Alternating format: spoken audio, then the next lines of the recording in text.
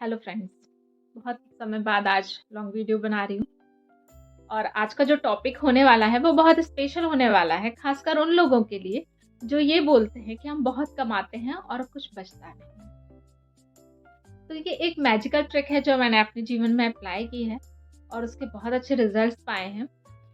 ये ट्रिक ऐसी है, ना तो आपको किसी ग्रंथ में मिलेगी, ना किसी पुराण में मिलेगी, ना किसी यूट्यूब चैनल पर मिलेगी। तो करना क्या है आपको 1% अमाउंट आपकी सैलरी का निकालना है और भगवान के लिए रखना है।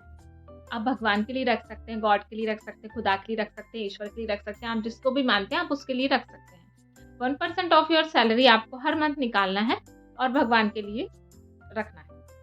आप चाहे तो तुरंत जाकर भगवान के चरणों में अर्पण कर सकते हैं या आप उसको इकट्ठा करके रख सकते हैं। फिर जब आप 2-3 महीने का अमाउंट इकट्ठा हो जाए तो आप उससे किसी की मदद कर दीजिए या दान पेटी में डाल दीजिए या आपको जो भी धार्मिक कार्य में लगाना है आप वो लगा दीजिए।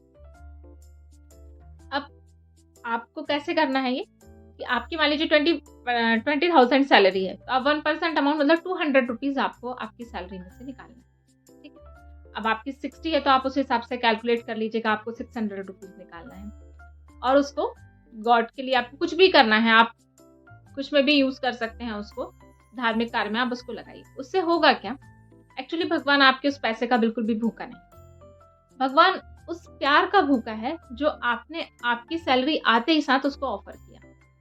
ठीक है, तो जब आप उसके लिए सैलरी निकालेंगे ना, तो आप उस मंथ के खर्चे सारे करने के बाद भी आप एक मेंटल सेटिस्फेक्शन रहेगा आपको, आपके खर्चे सारे मैनेज होने के बाद आपको कभी किसी से पैसे मांगने की जरूरत नहीं पड़ेगी। भले ही आपकी कम सैलरी है, कम सैलरी होने के बाद भी आपका लाइफ स्टाइल जैसा आप चाहते हैं वैसा होगा। मेरी सैलरी कम होने के बावजूद भी मेरी सैलरी से ज्यादा जिन लोगों की सैलरी होती है उनकी लाइफ स्टाइल और मेरे लाइफ स्टाइल में जमीन आसमान का फर्क है। इसका कारण सिर्फ और सिर्फ ये है, इसका मतलब ये नहीं कि मेरा मैनेजमेंट बहुत अच्छा है तो मैं अच्छा कर पा रही हूँ, नहीं, एक्चुअली में उसका मैनेजमेंट बहुत अच्छा है। जब गॉड का मैनेजमेंट होता है ना तो सारे मैनेजमेंट फेल हो जाते हैं और जब गॉड किसी काम को करता है ना तो उसके काम बहुत निराले होते हैं। तो जब आप सैलरी आते ही साथ जब उसको ऑफर करेंगे ना तो वो जो प्यार आपको मंथ भर देगा उसकी आप कल्पना नहीं। सेकंड चीज जो आपको करना है वो ये है कि हमारे बुजुर्ग कहते थे कि हमको 25%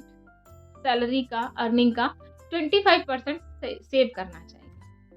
पर अब आप सोचेंगे भाई 25% तो बहुत ज्यादा होता है, ऐसा कैसे सेव कर सकते हैं, फिर हमारा तो घर का बजट ही गड़बड़ हो जाएगा। तो बिल्कुल, क्योंकि आपको 25% सेव करने की आदत नहीं है इसलिए आपका बजट गड़बड़ हो जाएगा। पर आप खुद सोच के देखिए कि जब आप 15,000 कमाते थे तब भी आपका घर चलता था और आज 20,000 कमाते हैं तब भी आपका घर नहीं चल पा रहा है। इसका कारण महंगाई नहीं है, इसका कारण आपकी आदत है जो आपने सेव करने की कभी बनाई ही नहीं है। तो आप फर्स्ट मंथ में क्या करिए कि 10% ऑफ योर सैलरी आप सेव करिए, सेकंड मंथ में 20% ऑफ योर सैलरी आप सेव करिए, थर्ड मंथ में आप आसानी से 25% सेव करेंगे, आपके सारे घर के खर्चे भी मैनेज होंगे और उसके बाद आपका कहीं कोई बजट गड़बड़ाएगा नहीं। ठीक है, तो आप जब 25% आपकी सैलरी का सेव करेंगे और जब आप साल भर बाद उसको 12 से कैलकुलेट करेंगे, 12 से मल्टीप्लाई करेंगे, तो you will get a good amount. जब आप उतना बड़ा अमाउंट आपके हाथ में आएगा ना तब आपको बहुत खुशी होगी कि हाँ, मैंने जो बोला था वो सही था। ठीक है, तो आप ये करके देखिएगा और आसानी से हो जाएगा। आप उसको अपनी आदत बना लीजिए, पर सेविंग किसी ऐसे मोड में करिए जिसको आप यूज़ ना कर सकें। आप सोचोगे मैं बॉक्स में निकाल के रख लूँगा या आप अपने अकाउंट में छोड़ देंगे, तो जब आपको बहुत ज़्यादा ज़रूरत पड़ेगी तो आप उसको निकाल लेंगे।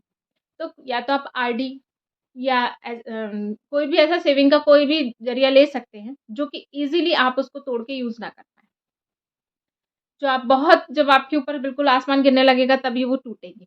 तो ऐसा कुछ आप करके रख लीजिए और आप ईज़िली कर पाएँगे। मेरे बताए हुए अनुसार आप चलेंगे तो आप बिल्कुल करेंगे, ठीक है? आपको ये करना है। अब तीसरा काम जो आपको करना है, वो ये है कि 1% ऑफ योर सैलरी आपको निकालना है और आपको वो अपनी माँ-पापा के लिए, माँ है तो माँ या पापा हैं तो पापा, उनके हाथों में रखना है। अब आप सोचेंगे मम्मी-पापा को मैं 20,000 कमाता हूँ, 200 रुपए उनको हाथ में दूँगा कैसा लगेगा? आप एक्चुअली उनको मनी ऑफ़र नहीं कर रहे हैं।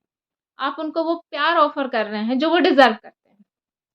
बच्चों, माँ-पापा की खुद की कमाई उनके लिए इतनी वैल्यू नहीं रखती जो उनके बच्चों की कमाई उनके लिए वैल्यू रखती है। तो जब आप वो पैसा आप उनके हाथ में रखेंगे ना, तो वो एक्चुअली पैसा नहीं होगा, वो आपका प्यार होगा, ठीक है? और उस प्यार के बदले जो वो आशीर्वाद देंगे आपको, वो सीधा, सीधा, सीधा भगवान के चरणों में जाएगा और आपके काम बनना शुरू हो जाएँगे, ठीक है? यदि आप माँ-पापा से दूर रहते हैं, तो आप उनके नाम का अमाउंट एक बॉक्स बना लीजिए, उसमें रखते जाइए।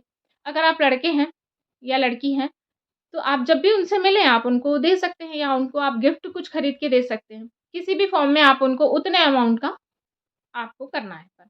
उसके अलावा आपको जो करना है वो करिए, मगर ये तो आपकी रिस्पॉन्सिबिलिटी है और ये तो आपको मतलब जैसा आपको पानी पीना ज़रूरी है, सोना ज़रूरी है, खाना ज़रूरी है, वैसे ही ये करना ज़रूरी है। ऐसा समझ लीजिए, ठीक है?